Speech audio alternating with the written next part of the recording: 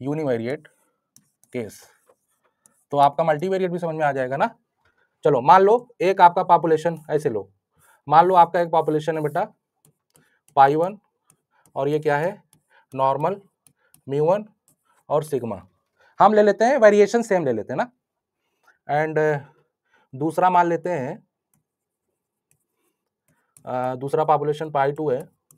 और इसमें क्या है मीन इसका क्या है म्यू 2 और वेरिएंस यहाँ पे वेरिएंस लिखो, वेरिएंस है ना सिग्मा स्क्वायर, ये दोनों का सेम है ना। तो अब इनका ग्राफ चलो बनाते हैं, तब समझ में आएगा। चलो एक ग्राफ ये हो गया और दूसरा ग्राफ ये हो गया है ना, और इसका मीन बेटा क्या है म्यू 1 और इसका मीन क्या है म्यू 2, ये आपका क्या है पाई 1 ना, ये आपका क्या है पाई 2, मतलब दूसरा पॉपुलेशन। अच्छा एक बात बताओ आप लोग, ये दोनों आपके पॉपुलेशन है ना, इनके बीच में हम डिस्टेंस निकालना चाह रहे हैं, इनके बीच में डिस्टेंस। अच्छा एक बात बताओ, सिंपल बात, जब हमारा एक्स और वाई एक्सिस पे दो पॉइंट हैं तो इनके बीच में डिस्टेंस तो निकल जाता है बड़े आराम से, है कि नहीं, बताओ निकल जाता है ना। तो एक बात बताओ, और ये कैसे निकलता है, वो जो अभी मैंने बताया दोनों मेथड, एक यूक्लिडियन डिस्टेंस है ना, लेकिन जब दो नॉर्मल पॉपुलेशन है ना यूनिवेरिएट के केस में इसी तरीके से ग्राफ बनेगा, तो इनके बीच में डिस्टेंस निकालने के लिए आप कौन सा मेथड अप्लाई करोगे, है कि नहीं।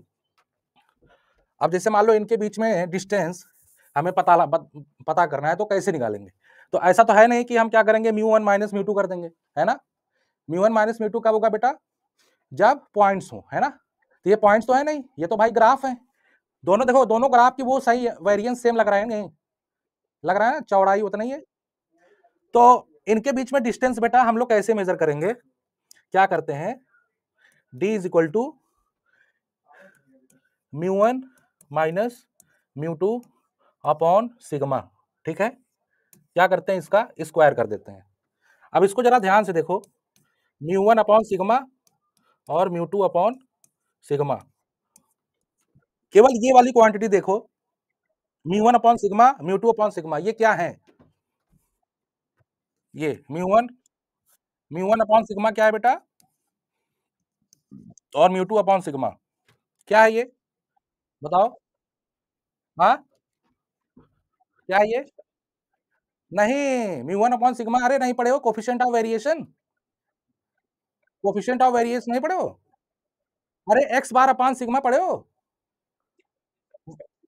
हाँ क्या है वो कोफिशिएंट ऑफ वेरिएंस का फार्मूला क्या होता है, सिग्मा अपॉन एक्स बार ना, कि X bar upon sigma, check कर लो।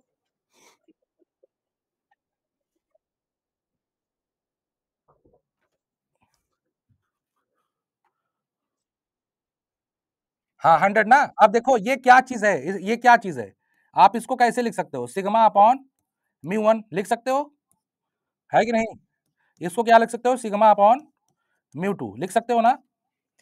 तो अब ये क्वांटिटी आपको क्या है, ये क्या कोफिशिएंट ऑफ वेरिएशन है कि नहीं। कोफिशिएंट ऑफ वेरिएशन क्या होता है आपका, ये क्या करता है, दोनों के बीच में जितना डिफरेंस है वो मेजर करता है, दो ऐसी क्वांटिटी जो कंपेरेबल नहीं है ना। देखो जब दो चीजें जो आपस में कंपेरेबल नहीं है, तो अगर कंपेरेबल होता तो हम क्या करते डायरेक्टली म्यू वन और म्यू 2 का डिफरेंस निकाल लेते, लेकिन दोनों बिल्कुल अलग चीजें हैं, तो हम क्या करेंगे, कोफिशिएंट ऑफ वेरिएशन इसीलिए निकाला जाता है ताकि वो क्या हो जाए, यूनिट फ्री हो जाए, जब यूनिट फ्री हो जाएगा तो आप बड़ी आसानी से दो पॉपुलेशन को कंपेयर कर सकते हो, है कि नहीं। तो यहां पे इसीलिए कोफिशिएंट ऑफ वेरिएशन निकाला गया ना। तो ये आपका क्या है, ये coefficient 1 upon coefficient of variation है ना, फिर उसके बाद इसका वेरिएंस किया गया है ना। तो इसका वेरिएंस अब देखो ये आपका बन क्या जाता है, ये आपका क्या बन जाएगा mu 1 minus mu 2 square upon sigma square, है कि नहीं। फिर आप इसको कैसे लिख सकते हो, mu 1 minus mu 2 sigma square inverse mu 1 minus mu 2, है कि नहीं बेटा, बताओ ऐसे लिख सकते हो ना। तो मल्टीवेरिएट के केस में क्या हो जाएगा,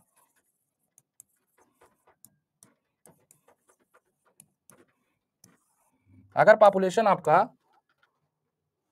बेटा मल्टीवेरिएट हो, ऑर्डर म्यू 1 और सिग्मा, और दूसरा पॉपुलेशन हो यहाँ पे दूसरा पॉपुलेशन हो मल्टीवेरिएट म्यू 2 और सिग्मा, तो इनके बीच में बेटा जो डिस्टेंस निकालोगे सिमिलरली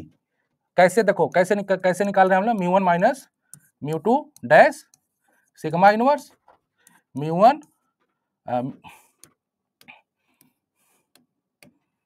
μ1 माइनस μ2, ये देख रहे हो ये, हाँ बेटा,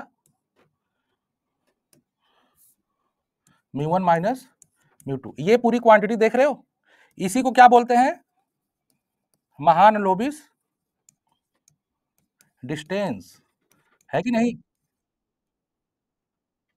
μ1 माइनस बेटा, जैसे इसमें है ऐसे इसमें होगा, ठीक है ना, ये इसी को क्या बोलते हैं, महानलोबिस डिस्टेंस बिटवीन टू पॉपुलेशन, देख लो, इसमें नहीं बेटा।